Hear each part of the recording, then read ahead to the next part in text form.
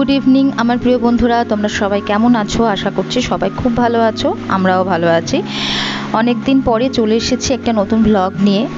এই আজকে যে ব্লগটা ছেড়েছি এটা কয়েকদিন আগেকার, ননদের বাড়ি যখন গেছিলাম সেই দিনকার। মেয়ের যেহেতু শরীর খারাপ ছিল সেই কারণে এতদিন কোনো ব্লগ ছাড়তে পারিনি, তবে মেয়ে এখন একটু সুস্থ আছে, তাই আবার তোমাদের জন্য একটা ব্লগ নিয়ে এলাম। তো তোমাদের সবার কাছে অনেক অনেক অনুরোধ রইল ব্লগটি প্রথম থেকে শেষ অবধি দেখার জন্যে। তোমরা ব্লগটা দেখো, আশা করছি তোমাদের আজকের এই ব্লগটা ভালো লাগবে। আমরা 4:30 ট্রেন ধরেছিলাম ব্যান্ডেল থেকে। তো এই যে মেয়েকে নিয়ে আমি উঠেছি লেডিস কম্পার্টমেন্টে, আর মামানের বাবাই উঠেছে জেনারেলে। এই ট্রেনটাতে প্রচণ্ডই ভিড় ছিল, তাই জেনারেলে ওঠার আর সাহস করলাম না, কারণ মেয়েটাকে নিয়ে দাঁড়ানোর জায়গায় নিয়ে তো বসবো তো অনেক দূরের কথা। আর লেডিসটা ছিল একটু ফাঁকা ফাঁকা, তাই উঠেই জায়গা পেয়ে গেছি, আর মেয়েকে নিয়ে আমি এখানেই বসেছিলাম। তবে খুব টেনশন হচ্ছিল, আমি তো ওভাবে মেয়েকে নিয়ে কখনো একা একা যাইনি ট্রেনে করে, তো সারা ট্রেন কী করবে সেটাই চিন্তা করছিলাম যে বসে থাকবে কিনা। তবে ও খুব সুন্দরভাবে আমার পাশে বসে এইভাবে চুপচাপ করে একা একা বসেই গেছে। শুধু ওর গায়ে হাত দেওয়া যাবে না, ও একা একা বসে থাকবে, এটাই ওর আনন্দ। একটুও নামেও নি, কোনো কিছুর বায়নাও করেনি, কিচ্ছু না।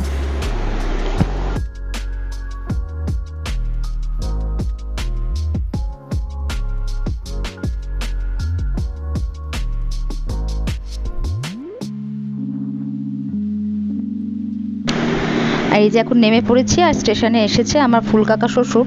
এই সোমরা বাজার আর গুপ্তিপাড়া মিলে আমাদের প্রায় অনেক আত্মীয় স্বজন আছে, জানো তো। তো এইখানে এখন কাকা শ্বশুর যেই শুনেছে আমরা আসছি আজকে ট্রেনে, তো কাকা শ্বশুর টাইমটা জেনে নিয়েছিল, আর এই যে মেয়ের সাথে দেখা করতে এসেছে। মেয়েকে তো প্রচণ্ডই ভালোবাসে, আর এই যে মেয়েকে এখন একটা চিপস দিচ্ছে, ও খুব খুশি দেখে। কোথায় যাচ্ছে? খুব লক্ষ্মী মেয়ে। বলো দি ভাইয়ের বাড়ি। বলো মা দি ভাইয়ের কাছে যাচ্ছে। এই ও শ্বশুরের সঙ্গে দেখা করবে। হ্যাঁ দি ভাই বাজার যাবে। বাজার বাজার বাজার বাজার যাবে। বাজার বাজার বাজার বাজার বাজার বাজার বাজার বাজার বাজার যাবে। বাজার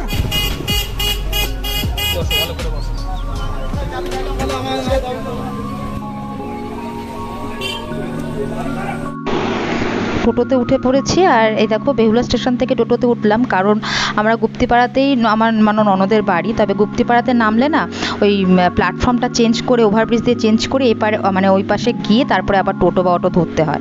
আর বেহুলাতে সেটা হয় না, যেই প্ল্যাটফর্মে নামলাম একটুখানি 1 মিনিট আর কি হেঁটে গেলেই আবার টোটো ধরে নেওয়া যায়, প্ল্যাটফর্ম চেঞ্জ করতে হয় না। সেই কারণে আর কি ঝামেলাটা কম বলেই আমরা বেহুলাতেই নামি। তো এই দেখো যাচ্ছি এখন, যেটার পাশ দিয়ে দেখছো কত দোকান, এইখানেই রথটা হয়। এই জায়গাটার নামই হচ্ছে রথ সড়ক। তো এইখানেই প্রচুর দোকান বসেছে, মানে অগুন্তি দোকান, আর অনেকটা বড় জায়গা নিয়ে মেলাটা হয়। রথটা এখন এখানে নেই, রথটা যেখানে দাঁড় করানো আছে তোমাদের জন্য একটা ভিডিও আমি নিয়েছি, তোমাদেরকে পরের ব্লগে সেটা শেয়ার করবো। আর এই দেখো এই কত বড় জায়গা নিয়ে মেলাটা। তো মেলাটার পাশ দিয়ে যাচ্ছিলাম, দিনের বেলাতে কিছু দোকান খোলা ছিল, তবে বেশিরভাগটাই বন্ধ ছিল। আর এই যে পৌঁছে গেছি এখন ননদের বাড়ি। ব্যাগটা নিও।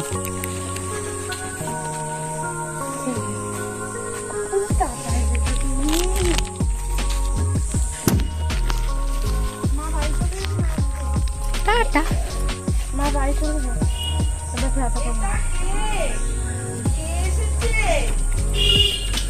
কিশুন বাড়ি আসবে বলে চুলে ছাড় দিয়েছে, দেখো। এখানে আসার পরে দেখছি কারেন্ট নেই। ট্রেনে যখন ছিলাম তখন একটু বৃষ্টি মতন পড়ছিল, দিদিভাই বললো ওই বৃষ্টিটা যে পড়েছে তারপরে এই কারেন্টটা বন্ধ করে দিয়েছে। আর সে যা গরম এখন, কি হচ্ছে বাইরে যতই বৃষ্টি হোক না কেন, বৃষ্টির পরিমাণ তো কমে গেছেই, কিন্তু ওই বৃষ্টিতে কোনো আরাম হচ্ছে না, মানে 1 সেকেন্ডও ফ্যান বন্ধ করে থাকা যাচ্ছে না। আগে বৃষ্টি পড়লে গায়ে একটা চাদর চাপা দিয়ে হলেও শুতে হতো, বা ফ্যানটা বন্ধ করে দিতে হতো। এখন তো সেসব কোনো ব্যাপারই নেই, কারণ ফ্যান বন্ধ করে 1 সেকেন্ডও থাকা যাচ্ছে না, এতটাই গরমের পরিমাণ দিন দিন বেড়ে গেছে আর কি। তো নিচে খুব গরম হচ্ছিলো, কষ্ট হচ্ছিলো বলে আমরা একটু জল মিষ্টি খেয়ে জামা কাপড় চেঞ্জ করে আমরা উপরে ছাদে এসেছি।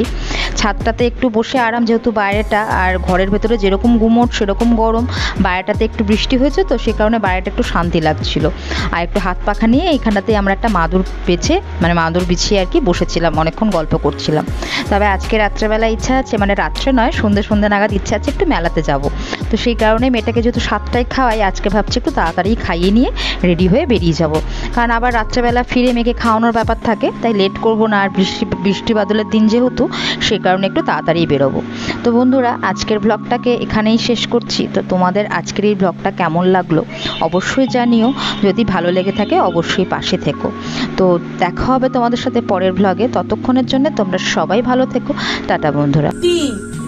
হ্যাঁ বলা আছে চিনো যেটা এনে দিল তোকে জেঠু আলাম একটা সমস্যা আছে তিস্তার সাথে।